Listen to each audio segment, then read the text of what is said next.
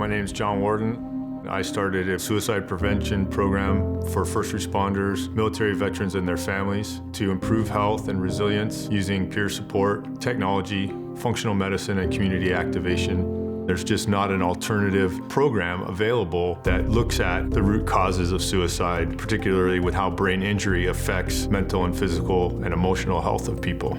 There is a lot of limitations in terms of what we can provide them to deal with the kinds of dysfunctions that they're faced with. Whether it's trauma, toxic exposure, PTSD, all of these things can affect people in a different way, which is why we want to study it and find interventions to mitigate the symptoms. We need to combine technology and the forces of these different people that you need in order to make it work, because one person doesn't do it. It's time to just open up the toolbox. Let's bring everything that is out there and let's just put it on the table, and let's shine the light of rigorous scientific methodology to these interventions and see which ones work. It could be exercise, it could be diet, things like CBD or cannabis, it could be hyperbaric oxygen therapy. When you give a patient hyperbaric oxygen, it allows oxygen to go to parts of the brain that are normally not oxygenated when they have this traumatic brain injury. A lot of what we know comes from these folks that are treating. It's subjective, but 90 to 100% of them within about 10 treatments will start to report an increase in clarity of thinking. They're sleeping much better. When I first started, I was always in pain, had a lot of headaches. Once I started doing it, my eyesight getting clearer, my breathing getting better, my bones getting stronger. If I have a migraine, probably it's like 2 minutes and it's gone. People say they aren't reliable and things like that, but that's the only way we can show anything except individual patient testimonies and family testimonies. When you see these guys actually improve, that's what made a believer out of me.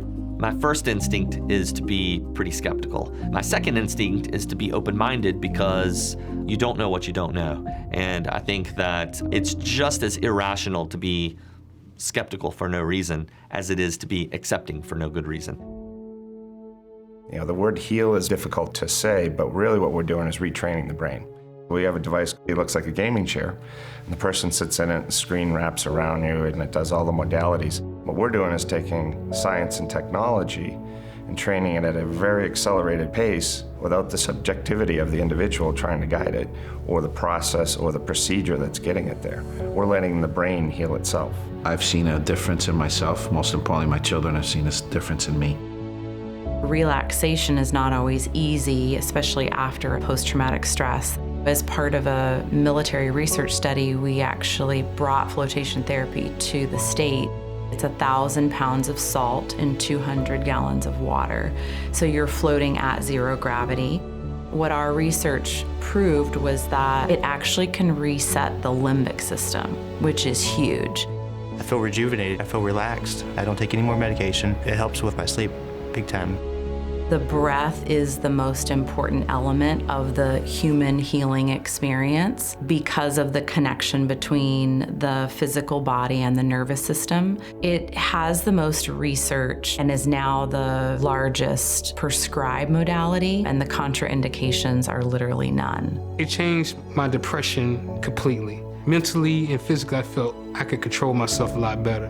We're all enthusiastic about these research trials, but we want to proceed in a very careful and cautious way so that we understand whether or not it truly has a long-lasting effect on our patient. Suicide has risen steadily every year in the top 10 leading causes of death, and the reason that people lose hope is that they can't get past the barrier. As a physician, I kind of feel a little bit desperate that we have this large population of people who are suffering, and we really have a limited repertoire of what we can provide them to help them in their everyday lives. So let's get other people involved. Let's bring in people like John.